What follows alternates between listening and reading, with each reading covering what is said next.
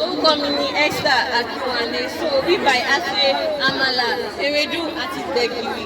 So báwo la ṣe Gbegiri? Gbegiri a máa sọ ẹ̀wà kaná. Ká tó sọ ẹ̀wà kaná yẹn, ẹ̀wà yẹn a máa kọ́ọ̀bù. A máa fọ ẹ̀wà yẹn, tó bá ti fọ tọmọ wá sí.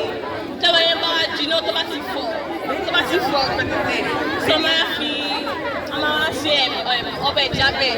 A máa fi magó gbogbo, a máa fi iyọ̀ jábẹ̀ láti a máa fi iyọ̀ sí, a máa fi kọ́ń sí, a máa wá sí, tó bá ti jiná, a máa wà.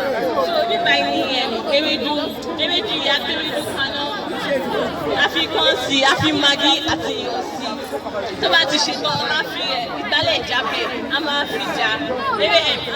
Àmàlà náà lélẹ̀, àmàlà máa gbé àmàlà kaná.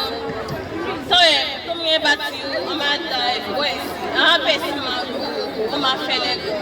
Ẹ ṣe.